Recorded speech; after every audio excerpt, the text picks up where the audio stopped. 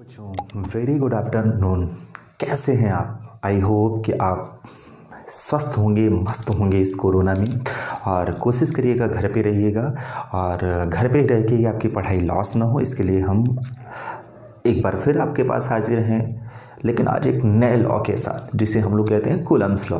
तो हम लोग बिना टाइम वेस्ट किए हुए फटाफट स्टार्ट करते हैं Coulomb's law. Coulomb's law, okay okay okay okay, आइए फटाफट। बहुत बढ़िया लॉ है ये।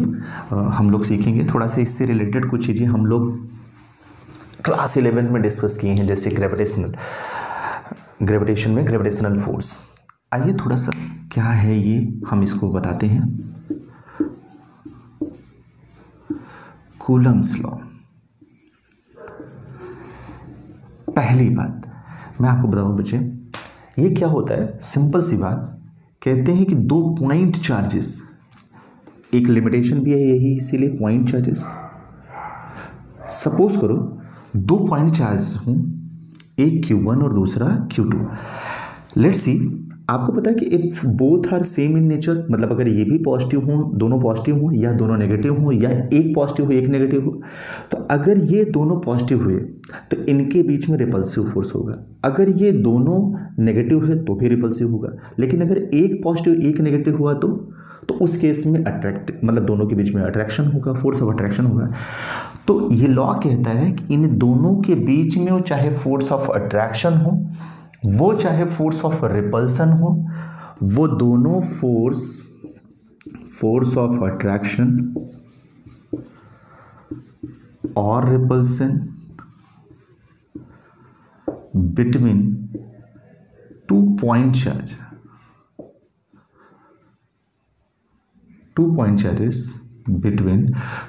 चार्जेस इज, पहला ये वही कह सकते हैं फोर्स ऑफ अट्रैक्शन और repulsion between two point charges, यानी F। इसे इलेक्ट्रोस्टैटिकल फोर्स भी कहते हैं, इसे कोलम्बियन फोर्स भी कहते हैं।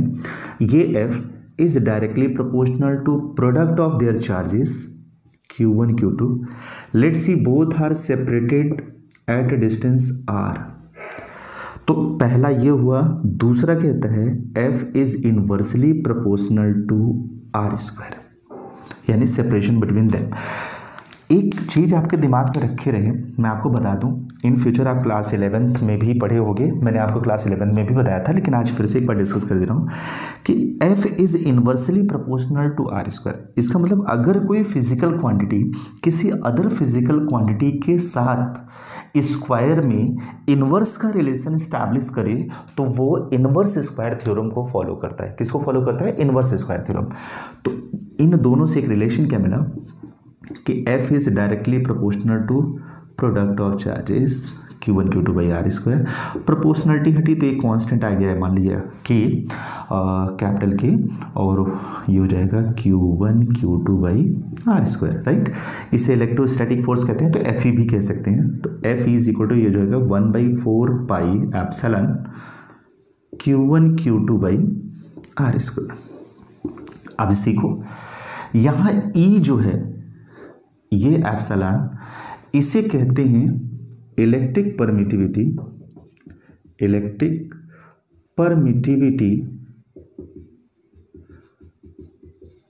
In medium. मैंने इसलिए वजह से बोला इसको मीडियम में कि अगर मैं यही केस वैक्यूम में ले लेता, सपोज करो कि अगर मैं कहता इन वैक्यूम, सपोज करो इन वैक्यूम, तो एक रिलेशन होता है, मैं आपको बता दे रहा हूँ, आपको आगे काम भी आएगा। E/E0 permittivity in medium to permittivity in free space या वैक्यूम, हमेशा ER, जिसे हम लोग कहते हैं रिलेटिव परमिटिविटी या स्मॉल के डाइलेक्ट्रिक कांस्टेंट, दोनों का एक ही मतलब है, बिल्कुल परेशान नहीं होना, इसके इक्वल होता है। इन दोनों का रेशियो आपस में सेम होता है। बहुत लोग इसको अलग अलग तरीके से रिप्रेजेंट करते हैं, बट आपको ये समझना है E इज इक्वल टू हो जाएगा E0 इंटू ER। आपको कह सकते हो सर हम इसे ऐसे नहीं लिख सकते, E is equal to E0 into K, बिल्कुल लिख सकते हो, कोई फर्क नहीं पड़ता। अगर मैं ये फोर्स जो कंसीडर किया, ये अभी पर्टिकुलर किसी मीडियम के लिए लिया, इनकेस मेरे बच्चे अगर मैं यही चीज कहता कि यही फोर्स इन वैक्यूम क्या होगा, यही फोर्स इन वैक्यूम क्या होगा, तो अगर मैं कहता इन वैक्यूम, तो मेरा बच्चा सिंपल वैक्यूम में यही इलेक्ट्रोस्टैटिक फोर्स क्या हो जाएगा, तो कुछ ना करना पड़ता, 1/4 पाई ई की जगह मैं लिखता E nought into E R into Q1 Q2 by R square. मेरा बच्चा ई आर की वैल्यू वैक्यूम में 1 होती है, तो फोर्स इन वैक्यूम कितना हो जाएगा, फोर्स इन वैक्यूम कितना हो जाएगा 1/4 pi epsilon naught Q1 Q2 by R square. Simple, तो हम लोग आसानी से इसे निकाल सकते हैं। ठीक है, तो खैर इसकी वैल्यू मैं अभी आपको बता देता हूँ कि क्या हो रहा है सारी चीज़ें। ओके फाइन, तो चलो ठीक है। तो ये तो था कूलम्बियन फोर्स की जो फोर्स ऑफ अट्रैक्शन या रिपल्सन होगा दो पॉइंट चार्जेस के बीच में, वो हमेशा इस तरीके से इक्वल होगा। ठीक है,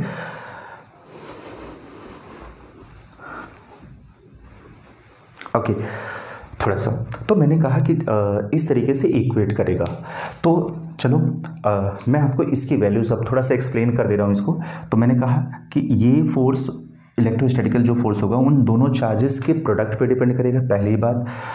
अच्छा, प्रोडक्ट पे ये कि यानी अब यहीं से एक प्रॉपर्टी, अभी मैं इसकी कूलम्बियन फोर्स की प्रॉपर्टीज भी लिखवाऊंगा आपको। तो इससे ये पता चला कि दोनों चार्ज के नेचर पर डिपेंड करेगा, किसी एक चार्ज पे डिपेंड नहीं करेगा। सपोज करो ये अगर फोर्स बढ़ गया, ये चार्ज बढ़ गया, तो ऐसा नहीं कि ये इसके ऊपर ज़्यादा फोर्स लगाएगा, ये इसके ऊपर कम लगाएगा क्योंकि कम, ऐसा नहीं। ये दोनों एक किसी एक का भी ट्वाइस हुआ थ्राइस हुआ तो वो फोर्स इनके बीच का जो रिलेटिव फोर्स होगा वो दोनों हमेशा सेम रहेंगे। हाँ, बता दे रहा हूँ आपको।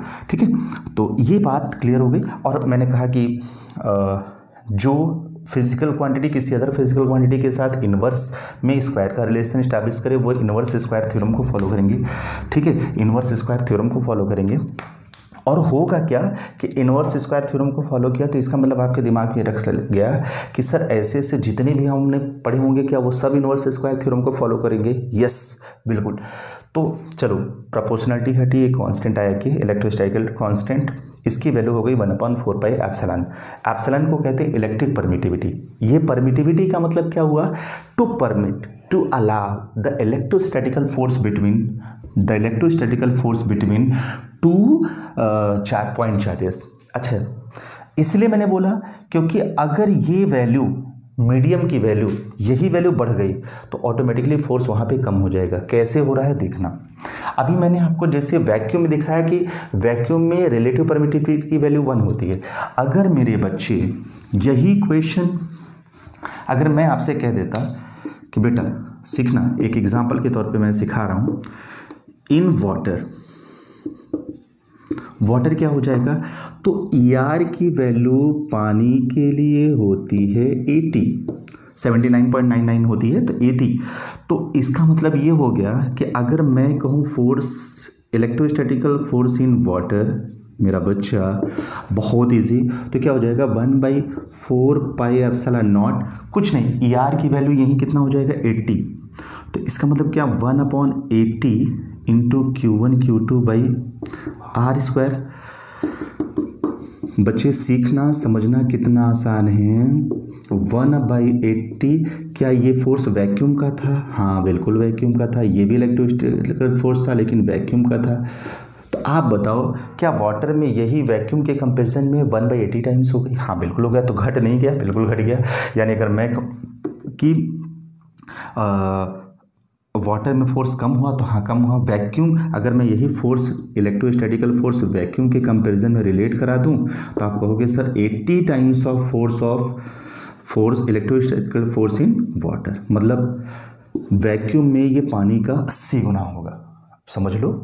तो इससे ये पता चलता है कि जैसे जैसे मीडियम में परमिटिविटी की वैल्यू बढ़ती है वैसे वैसे इलेक्ट्रोस्टैटिकल फोर्स घट जाएगा। और ये मीडियम सबसे स्ट्रॉन्ग होगा वो कहाँ पे कि क्या कहते हैं, वैक्यूम में। ठीक है, ओके।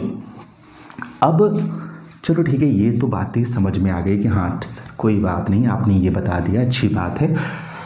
आइए इसके थोड़े से और नेचर को और प्रॉपर्टी को समझते हैं कूलम्बियन फोर्स में। मैंने आपसे बोला 2 point charge Q1 Q2, let's सी।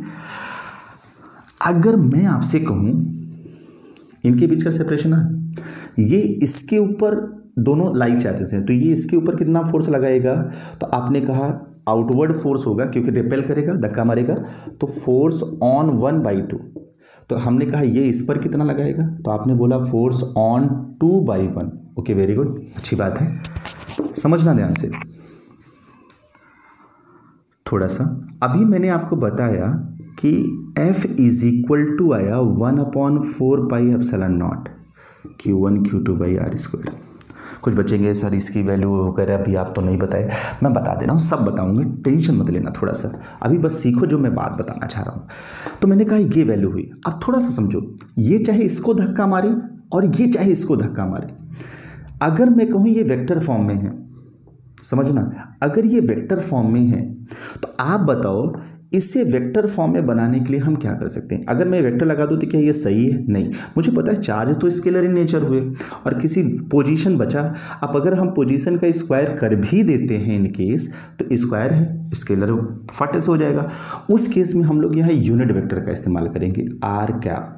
तो अगर कोई आपसे कहे कि वेक्टर फॉर्म इसका क्या होगा, तो आपने कहा वेक्टर फॉर्म ये हो गया। अब थोड़ा सा इनसे रिलेट कराते हैं। अगर इसने इसको धक्का मारा तो पोजीशन हुई 2 to 1, लेकिन अगर इसने इसको धक्का मारा तो ये इसकी पोजीशनिंग हो गई और इधर की पोजीशनिंग क्या हो जाएगी, R12। समझना मेरा बच्चा। तो इसी को हम ऐसे भी ले सकते हैं कि फोर्स ऑन 1/2, फोर्स ऑन 1/2। तो आपने कहा सर कि इलेक्ट्रोस्टैटिकल कांस्टेंट के तो वही रहेगा, Q1 Q2/2 1 पर लगा रहा है का स्क्वायर, तो 2 1 का कैप, इसे यूनिट वेक्टर भी कहते हैं, ठीक है। अगर यही मैं कहता फोर्स ऑन 2/1 तो क्या होगा, तो आप कहोगे सर फोर्स ऑन 2/1, अरे बहुत आसान, के Q1 Q2/R12 का स्क्वायर। हमें ये बेहतर पता है, इसे मान लिया इक्वेशन 1 2, बहुत इजी। तो अगर अभी इसको 2 नहीं, बाद में करते हैं, F21 इज इक्वल टू के Q1 Q2/, इसकी पोजीशन अगर मैं बदल दूं तो चूंकि स्क्वायर है, वेक्टर का रूल होता है आपको पता है, बस अगर वेक्टर में पोजीशन हम चेंज करते हैं तो साइन भी चेंज हो जाता है, लेकिन स्क्वायर है, स्क्वायर में बहुत ज़्यादा फर्क नहीं पड़ेगा। लेकिन मेरा बच्चा जैसे मैं इसे 2 1 किया तो ये पूरी वैल्यू कैसी हो जाएगी, नेगेटिव। कैसी हो जाएगी, नेगेटिव। तो यानी इसे मान लिया सेकेंड, अब आओ बाई 1 and 2, इसको देखें तो ये मुझे क्या दे गया, force on 1/2 must be equal to force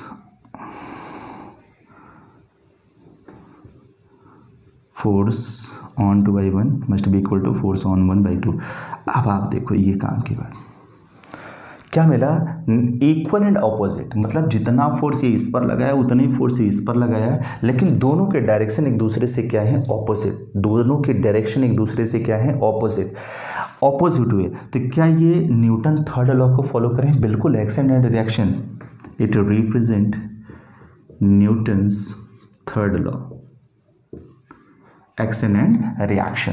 यानी यहां से एक कॉन्सेप्ट आया मेरा बच्चा, force on 1/2 plus force on 2/1 is 0। Net force F क्या मिला, F नेट की वैल्यू क्या हो गई, 0।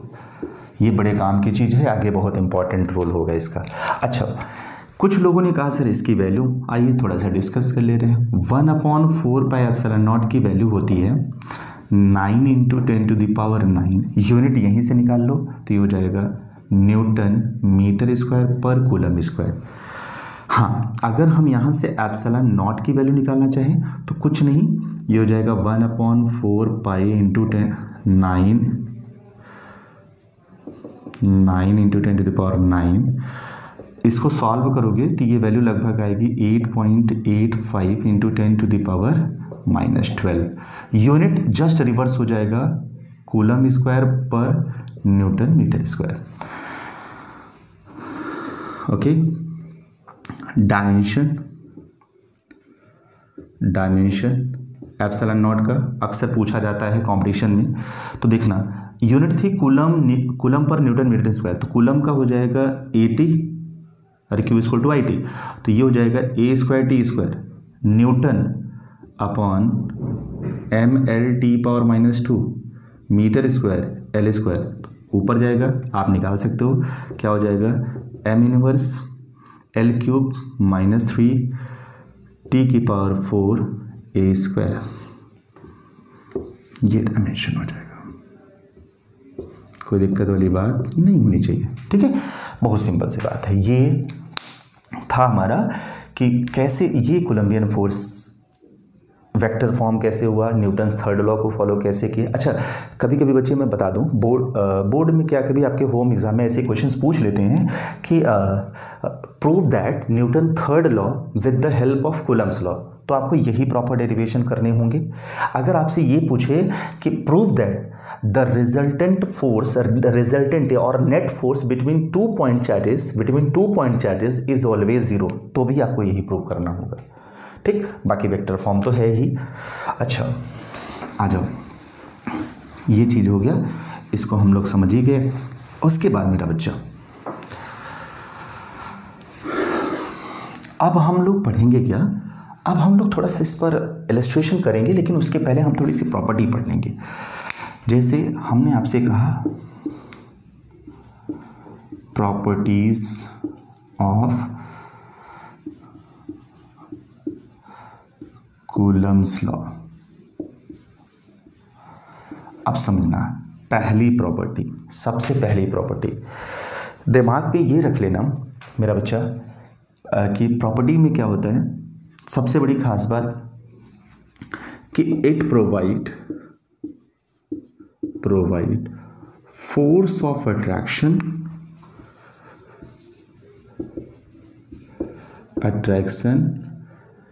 as well as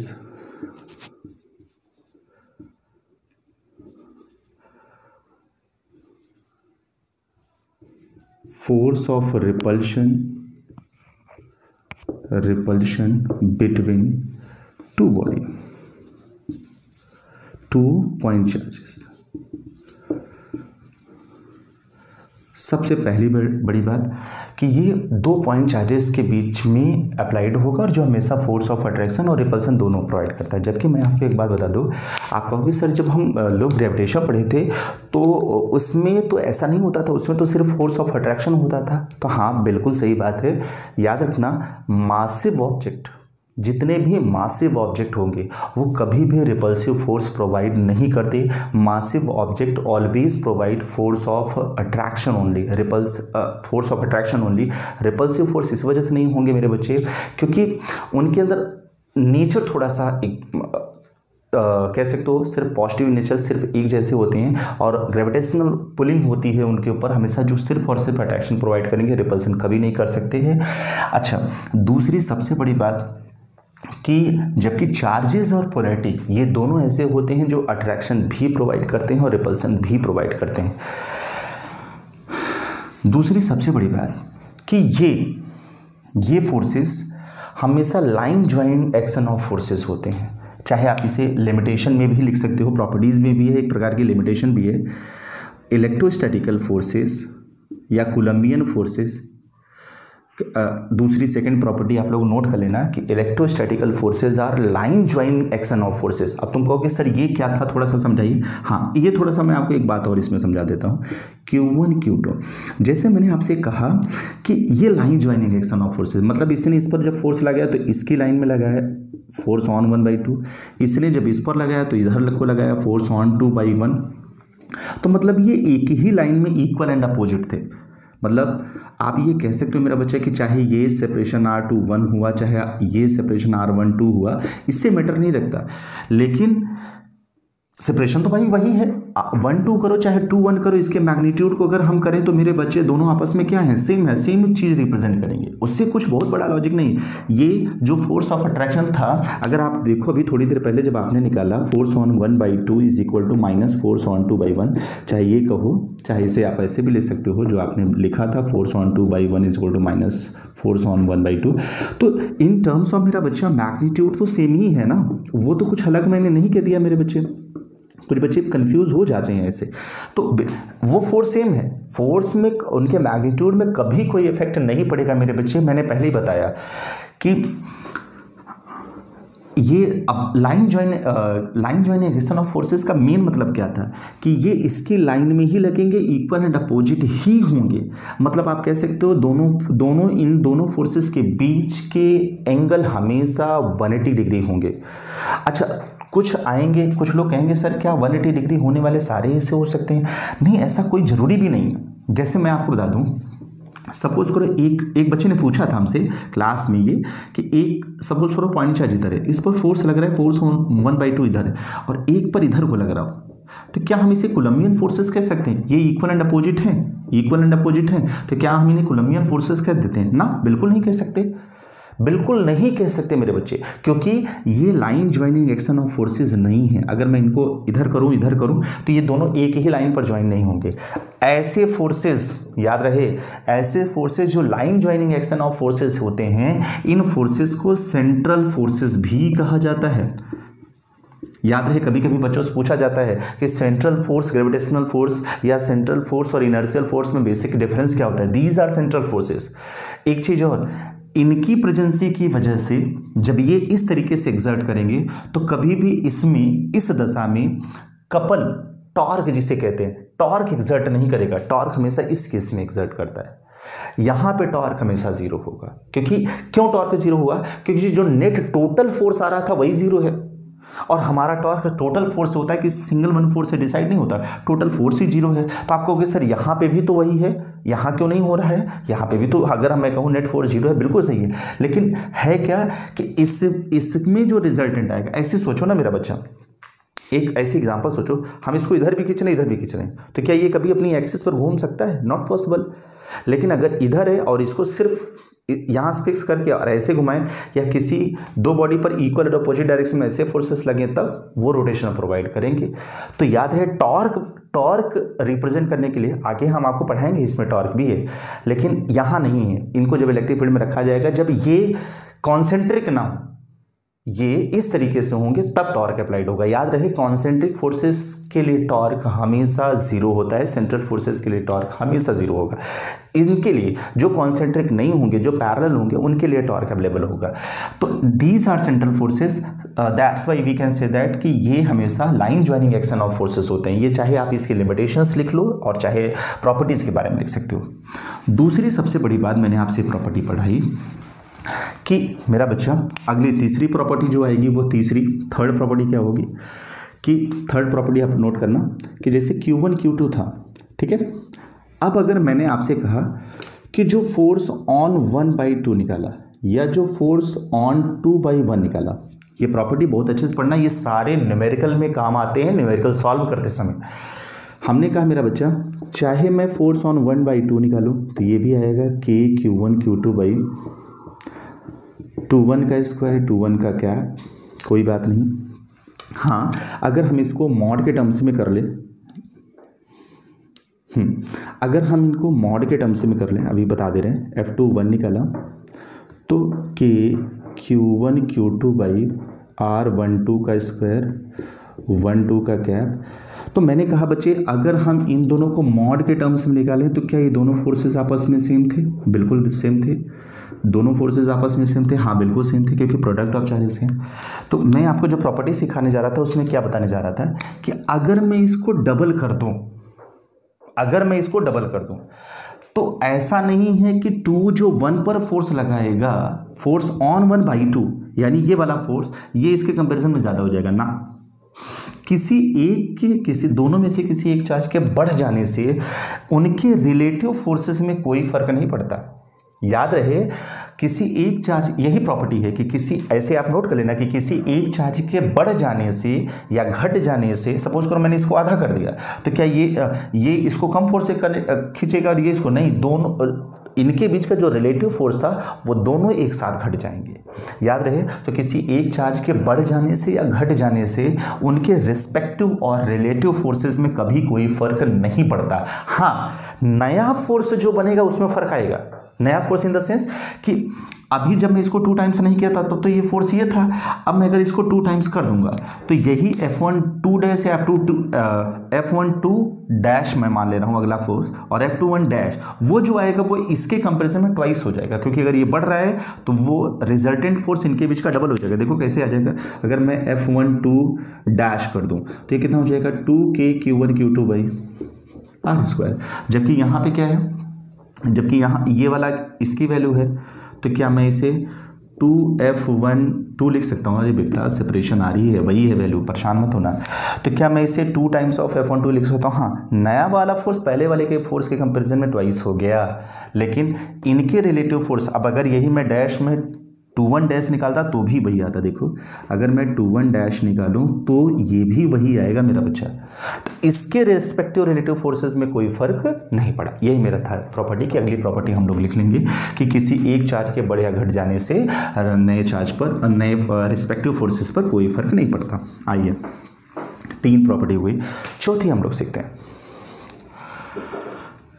अब थोड़ा से कुछ छोटे छोटे इलस्ट्रेशन कर लेते हैं, फिर हम आपको बताते हैं।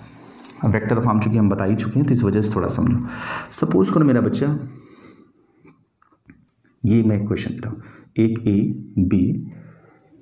ए पर चार्ज है -Q, बी पर चार्ज है -4Q, सी पर चार्ज है +4Q, यहाँ -4Q, इसको भी +4 कर देते हैं, R। ठीक है, मैं आपसे कहूँ एग्जाम्पल है, सी पर चार्ज भी +4Q कर दो।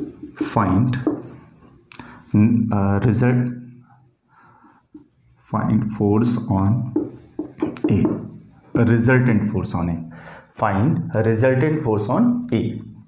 अब इसको निकालना हो तो कैसे निकालेंगे? बहुत सिंपल है। पहले आप देखो ये इसको अट्रैक्ट करेगा कि रिपेल करेगा। आप ऐसे सोचो, ये इसको अट्रैक्ट करा कि रिपेल करा। तो आपने देखा यार ये प्लस और ये माइनस, तो इसको खींचेगा।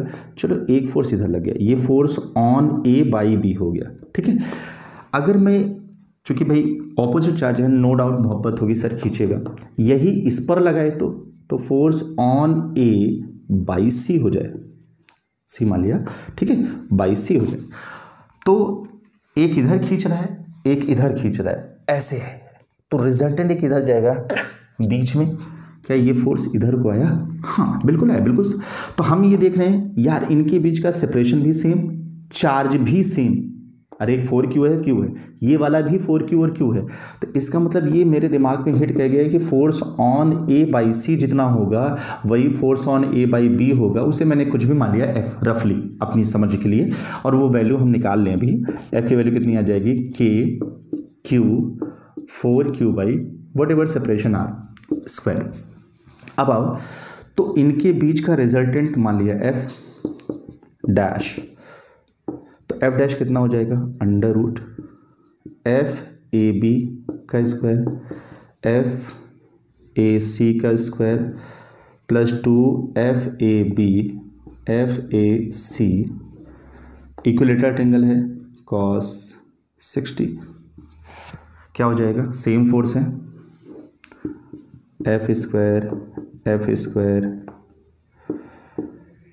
2F स्क्वायर 1/2 कितना हो जाएगा? √3F √3F की वैल्यू कितनी? K 4√3, ऐसे डायरेक्ट करता हूँ, 4√3KQ² सिंपल। तो बहुत आसान था ये क्वेश्चन करना, इजी आता है, पूछ लिया जाता है कभी कभी, तो आप लोग दिमाग में रखे रहिए, ठीक है। अच्छा, ऐसे क्वेश्चंस आपको ढेर सारे मिल जाएंगे इलस्ट्रेशन। आइए एक और इलस्ट्रेशन कराते हैं बढ़िया। अगर मैं आपसे कहता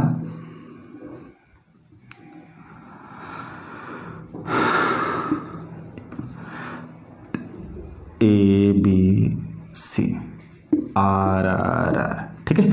अगर मैं आपसे कहता कि 3 identical charge are placed at the vertex of equilateral triangle and a fourth charge capital Q is placed at the centroid of the triangle.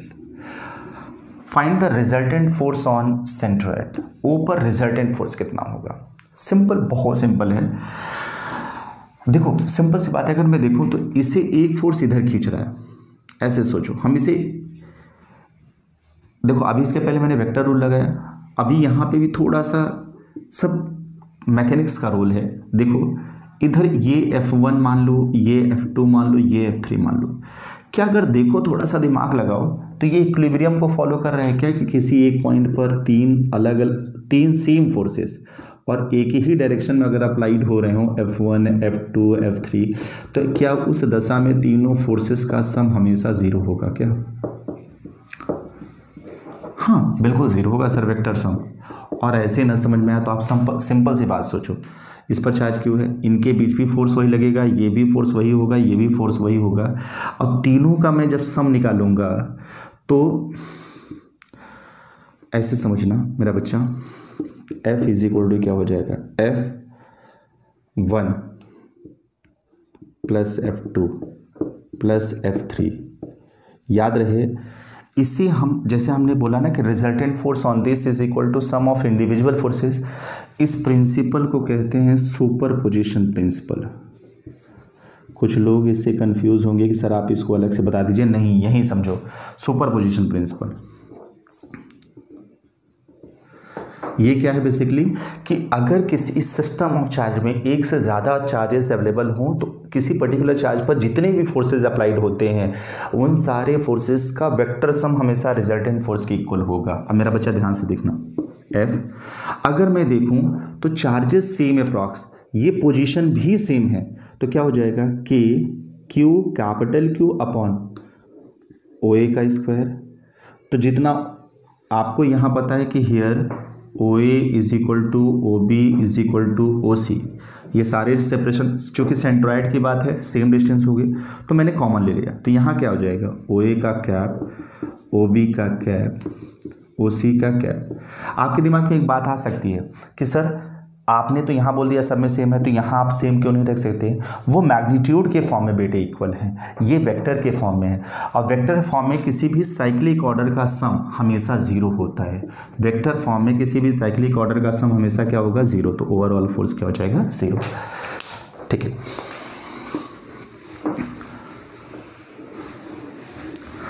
चलो एक हम और क्वेश्चन कराते हैं। सपोज करो थोड़ा सा अलग करते हैं, ठीक है। Q Q Q Q Q, ठीक है, एल एल एल एल। मैंने वही सेम क्वेश्चन दिया, स्क्वायर पे दे दिया। अब आपको क्या हो सर क्या रखा था इसमें, ये तो और आसान है। बिल्कुल आसान है, मैंने कब कहा टफ है? देखो सिंपल सी बात है। अब अगर मैं कहूँ find resultant force at any corner, any corner of square. देखो बेटे, ये जितने भी इलस्ट्रेशन में करवा रहा हूँ अभी सिर्फ और सिर्फ आपको क्या कहते हैं मैकेनिक्स के बेस पर है। सारी की सारी मैं वेक्टर प्रॉपर्टी लगा रहा हूँ, कुछ मैं नया नहीं कर रहा हूँ अपनी तरफ से, क्लास 11th की चीज़ें इस्तेमाल करा रहा हूँ। और मैं आपको सिर्फ और सिर्फ कूलम्ब्स लॉ पे कईयों तरीके के इलस्ट्रेशन करवा दूंगा यहीं बैठे बैठे, परेशान मत होना। तो जैसे मैंने कहा कि किसी एक पर निकालना है, ठीक है, ए पर ही सपोज करो, ये ए पर निकाल लेता हूँ। तो आप सोचो इसका इस पर रिपल्सिव फोर्स की अट्रैक्टिव फोर्स, तो आपने देखा ये इसको रिपेल कर रहा है। अच्छा धक्का मारा है, कोई बात नहीं, मारने दो धक्का, जिंदगी ही मिली है धक्का मार खाने वाली। तो ये इस पर मारा, चलो ठीक है, सेम चार्ज सेम सेपरेशन, कोई बात नहीं। ये इसको भी धक्का मारेगा, हाँ बिल्कुल मार लो भाई, सब मिल के मार लो धक्का, एफ। तो इन दोनों फोर्सेस का रिजल्टेंट इधर को गया, हाँ बिल्कुल अच्छी बात है। लेकिन मैंने देखा क्या, थर्ड वाला भी इधर की लग रहा था, तो यानी इस पर एक फोर्स और आएगा, तो हम उसको भी निकालेंगे। बट अभी समझो ये दोनों फोर्सेस सेम, तो यानी ये जो दोनों फोर्सेस सेम होंगे, force on A by B is equal to force on A by D, ठीक है, is equal to F is equal to K Q square upon L square. ये तो सेम इन दोनों का फोर्स हुआ। दोनों forces same है और दोनों के बीच का एंगल 90 डिग्री है, 90 डिग्री है। तो रिजल्टेंट फोर्स एफ डैश कितना हो जाएगा, या एफ ही कितना हो जाएगा, तो एफ आ जाएगा √2f, एफ डैश कर ले रहे हैं √2f। क्यों √2f आएगा? अरे भाई आप कहोगे सर जब दो वेक्टर आपस में परपेंडिकुलर होते हैं तो रिजल्टेंट क्या होता है, √a² + b²। ये भी f, ये भी f, तो इस a की जगह भी f, b की जगह भी f, तो ये हो जाएगा √2f²। और इसकी वैल्यू कितनी हो जाएगी, √2f, और f की वैल्यू पता है, अभी हम रख लेंगे। लेकिन थर्ड वाला फोर्स ये भी लगा रहा है इधर, तो सुनना, ये L, ये कितना हो जाएगा, √2L। तो अगर मैं कहूँ ये इसी डायरेक्शन में फोर्स लगा रहा है तो मान चलो F3 थर्ड फोर्स कितना आ गया, तो आपने कहा सर KQ² √2L का होल स्क्वायर, मतलब 2L²। तो टोटल फोर्स नेट F कितना हो जाएगा, F नेट कितना हो जाएगा, तो KQ² 2L²। This F net ऐसे लिख लो, F net is equal to F dash plus F3, F dash आ गया और ये आ जाएगा √2F। तो √2F की वैल्यू हो जाएगी KQ²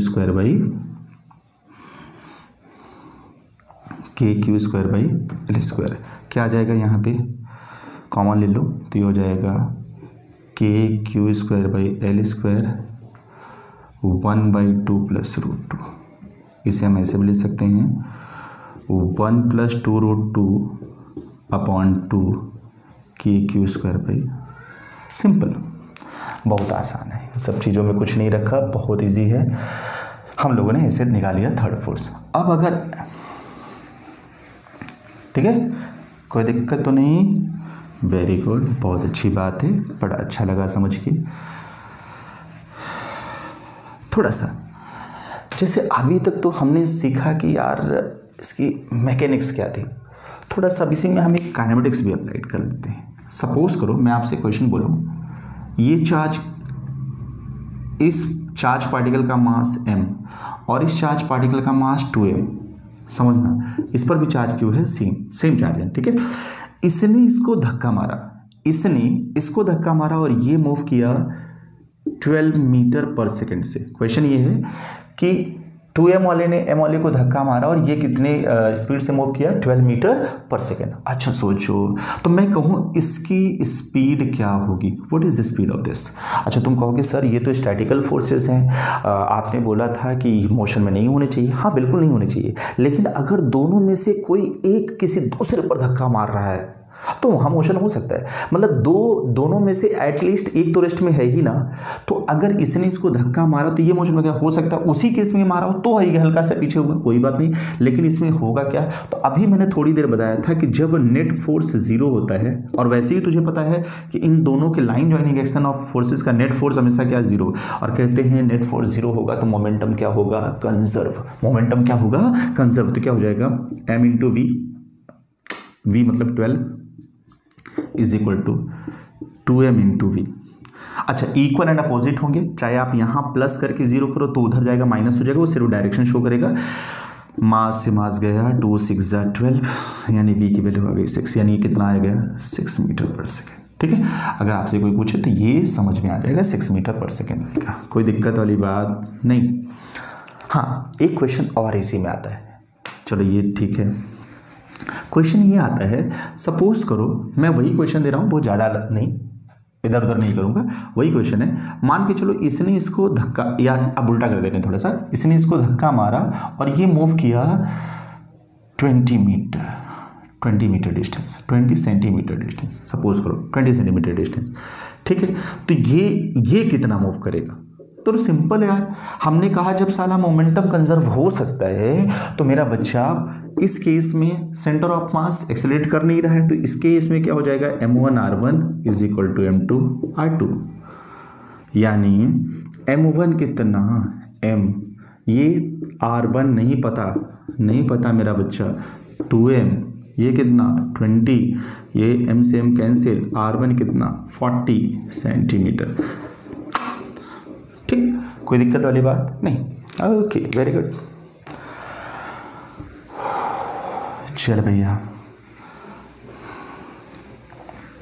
ओके, अब हम लोग इसमें और क्वेश्चन करेंगे, ठीक है। लेकिन हम लोग नेक्स्ट टर्म पे सीखेंगे और क्वेश्चन जैसे कूलम्स लॉ से। अभी तो मैंने कुछ भी आपको हल्के हल्के क्वेश्चंस कराए, मैं कल आपको नेक्स्ट टर्म पे और अच्छे अच्छे इलस्ट्रेशन कराऊंगा, ठीक है। Thank you so much. Please हाँ, लाइक, सब्सक्राइब और बेल आइकन दबाना मत भूलिएगा। शेयर करिए हमारी वीडियो को और खूब ढेर सारा धन्यवाद आपको फिर से। Thank you.